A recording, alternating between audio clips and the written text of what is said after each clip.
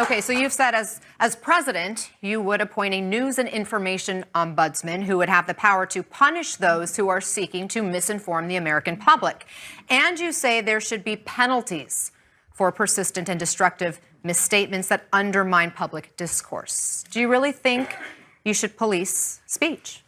Well, right now we're on the verge of a very difficult time. So Americans can't trust what we see. And this is before deep fakes hit the internet, where they can literally just doctor it so you and I have a conversation and it seems like we're saying whatever it is they want us to say.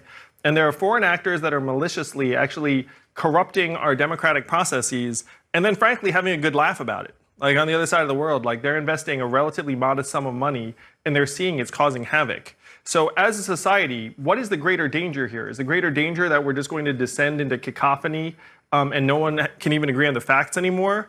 Because in this day and age, it'd be extraordinarily hard for the government to somehow curb or censor in a systematic way. But we have to be able to sort out people who are maliciously informing the American people.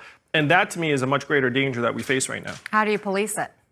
Well, I looked at what happens in other societies. And for example, in the UK, they have BBC. They have this committee. They have the equivalent of the Ombudsman. And then you just file a complaint.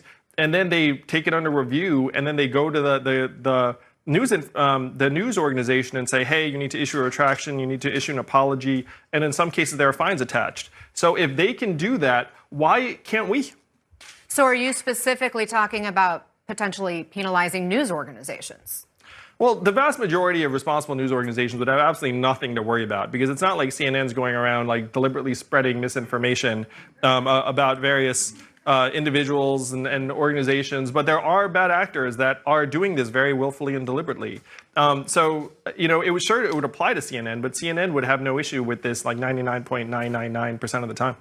I'd say 100% of the time. I agree. This is your town hall, so let me bring in Zachary Israel. He works at a bipartisan consulting firm here in Washington. He is the D.C. Young Democrats National Committee man. Zachary, what's your question? Hi, Ann.